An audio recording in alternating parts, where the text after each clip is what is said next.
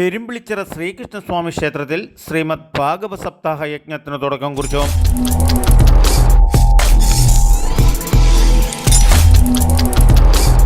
നമസ്കാരം, നാട്ടുരാജ്യ ന്യൂസിൻ്റെ ക്ഷേത്രവിശേഷങ്ങളിലേക്ക് സ്വാഗതം. 1199 ആണ്ട് 2024 ജൂലൈ 16/7/2024 ബുധനാഴ്ചയാണ് കർക്കിടക മാസം. രാമായണ മാസാചരണവും നാലമ്പല ദർശനത്തിനും തുടക്കം കുറിക്കുന്നത്. ഇതിനു മുന്നോടിയായി പെരുമ്പിളിച്ചിറ ശ്രീകൃഷ്ണസ്വാമി ക്ഷേത്രത്തിൽ 23ാമത് ഭാഗവത സപ്താഹ യജ്ഞം 14/7/2024 ഞായറാഴ്ച ശ്രീമദ് ഭാഗവത സപ്താഹ യജ്ഞത്തിന് തുടക്കം കുറിച്ചുകൊണ്ട് യജ്ഞാചാരി PR രമാദേവി ഭദ്രദീപം തെളിയിച്ചു.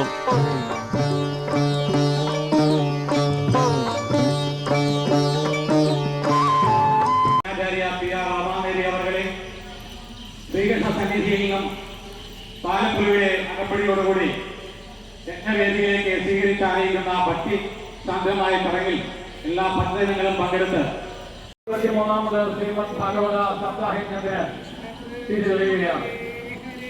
ഈ വർഷത്തെ യജ്ഞാചാര്യ PR രമാദേവി അവർക്കും സഹകാർമ്മികർക്കും നമ്മുടെ ശ്രീകൃഷ്ണ ഭഗവാനെ എത്തിച്ചേർന്നുള്ള സ്വീകരിച്ചായിരിക്കുന്ന എല്ലാവരും പങ്കെടുക്കുവാൻ എത്തിച്ചേരുമ്പോൾ ഭാഗവത മഹാത്മ്യ പ്രഭാഷണം തുടക്കം കുറിക്കുകയാണ്. മഹാത്മ്യ പ്രഭാഷണത്തോടുകൂടി സപ്താഹയജ്ഞത്തിന് തുടക്കം കുറിക്കുകയാണ്. എല്ലാ ഭക്തജനങ്ങളും ഇതിൽ പങ്കെടുക്കുക. ഭഗവാന്റെ എല്ലാവരും ഇതിൽ പങ്കെടുത്ത് യജ്ഞവേദിയെ ലക്ഷ്യമാക്കുക.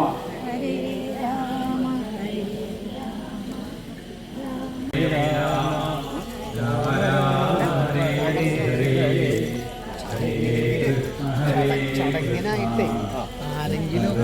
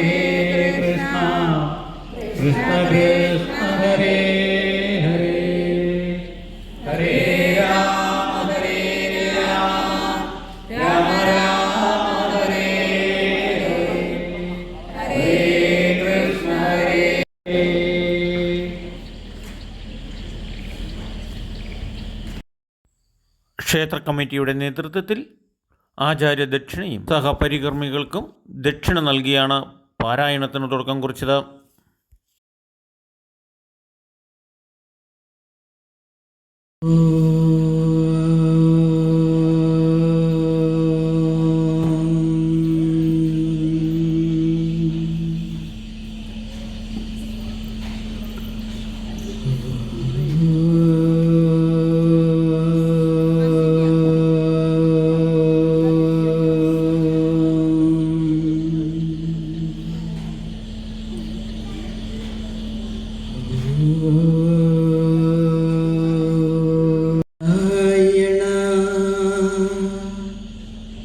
अखिल गुरु भगवन नमस्ते. सदाशिव समारंभ शंकराचार्य मध्यम अस्मदाचार्य पर्यंत वंदे गुरु परंपरा.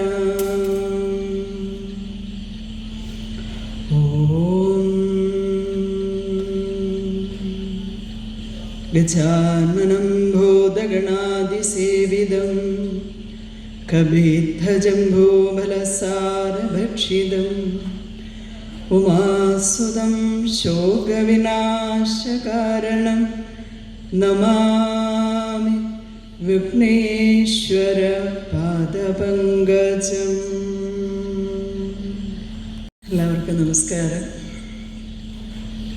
നല്ല മഴയായിരുന്നു പറഞ്ഞു 3 ദിവസം അല്ലേ? എന്തായാലും ഭഗവാന്റെ ഒരു മാഹാത്മ്യം അല്ലെങ്കിൽ എൻ്റെ ഒരു ആരംഭമായപ്പോഴേക്കും മഴയൊക്കെ മാറി. ഇപ്പം മഴയൊന്നുമില്ല. നമസ്കാരത്തിൻ്റെ ഒപ്പം നന്ദിയും കൂടെ പറയണ്ട എല്ലാവരോടും. എന്തിനാ നന്ദി? ആദ്യം തന്നെ സാധാരണ ഇങ്ങനെ ഒരു മഴക്കാലമൊക്കെ ആയി കഴിഞ്ഞാൽ പിന്നെ പുറത്തേക്ക് ഇറങ്ങാനൊക്കെ വലിയൊരു വിഷമമായിരിക്കും അല്ലേ? പ്രത്യേകിച്ച് ഉച്ച കഴിയുന്ന സമയമൊക്കെ ആകുമ്പോൾ എവിടെയെങ്കിലുമൊക്കെ സ്വസ്ഥമായിട്ട് ഇരിക്കാമെന്ന് വിചാരിക്കുക. അങ്ങനെയുള്ള സമയത്തും ഈ മഴയൊക്കെ ആണെങ്കിലും 2-3 ദിവസമായിട്ട്, 3 ദിവസമല്ല കുറേ ദിവസമായിട്ടുള്ള മഴയാണ്, അതൊക്കെ മറന്ന് മാറ്റി വെച്ച് വരാൻ സാധിച്ചല്ലോ എല്ലാവർക്കും. ഇങ്ങനെ സാധിക്കണമെന്ന് വെച്ചാൽ അതിനൊരു മനസ്സുണ്ടാവണ്ടേ? ഒരു മനസ്സുണ്ടാവണമെങ്കിൽ ഭഗവാനോടൊരു ഇഷ്ടം ഉണ്ടാവണ്ടേ അല്ലേ? എങ്കിലല്ലേ ഭഗവാന്റെ കാര്യങ്ങളിലേക്ക് ശ്രദ്ധയോ അല്ലെങ്കിൽ അങ്ങനെ അത് ആ ഒരു സത്സംഗം നടക്കുമ്പോൾ ഭഗവത് കഥകളിലേക്ക് ശ്രദ്ധ വരണമെന്ന് തോന്നുക. ഇതൊക്കെ ഉണ്ടാവുക മഹാഭാഗ്യം തന്നെ. അപ്പം അതിനാണ് നന്ദി. അപ്പം നിങ്ങളെല്ലാവരും മഴയത്ത് വീട്ടിൽ ഇരിക്കുകയെന്ന് വെച്ചാൽ എന്തായിരിക്കും? എവിടേക്കൊക്കെയോ പോണവർ അല്ലേ? അപ്പം അതിൻ്റെ ഇടയ്ക്ക് അങ്ങനെ കാണാൻ സാധിക്കുക, സജ്ജനങ്ങളുമായിട്ട് കൂടിച്ചേരുക, കുറച്ച് സമയം ഇരിക്കാൻ കഴിയുക, ഭഗവാന്റെ കാര്യങ്ങൾ പറയാൻ സാധിക്കുക, ഇതൊക്കെ എന്ന് പറഞ്ഞു. അപ്പം അതിൻ്റെ ഒരു മാഹാത്മ്യ പ്രഭാഷണം എന്ന് വെച്ചാൽ ഇപ്പം എന്താ പറയേണ്ടതെന്ന് എനിക്കറിയില്ലേ. എന്ന് വെച്ചാൽ നിങ്ങൾക്കിപ്പോൾ അറിയാത്തതായിട്ടുള്ളത് എന്തെങ്കിലും ഉണ്ടാവുമോ? കഴിഞ്ഞ 23 വർഷമായി പറയുക ഭഗവാന്റെ മാഹാത്മ്യം വീണ്ടും വീണ്ടും കേൾക്കണമെന്ന് തോന്നും. അതാണ് അതിൻ്റെ ഒരു മഹത്വം എന്നുള്ളത്. എന്നിട്ട് സച്ചിദാനന്ദമാണ് ഭഗവാൻ. അങ്ങനെ സച്ചിദാനന്ദ സ്വരൂപനായിട്ടിരിക്കുന്ന, എല്ലാത്തിൻ്റെയും കാരണമായിരിക്കുന്ന, ഈ വിശ്വത്തിൻ്റെ തന്നെ, ലോകത്തിൻ്റെ, പ്രപഞ്ചത്തിൻ്റെ എല്ലാത്തിൻ്റെയും കാരണമായിരിക്കുന്ന, എല്ലാ ദിവസവും നടക്കുന്ന താപത്രയങ്ങളെ ഇല്ലാതാക്കുന്ന പ്രധാന ഭാഗങ്ങൾ നാട്ടുരാജ്യ ന്യൂസിലുണ്ടായിരിക്കും. നാട്ടുരാജ്യ ന്യൂസിന് വേണ്ടി റിപ്പോർട്ടിംഗ് ക്യാമറ KK വിജയൻ.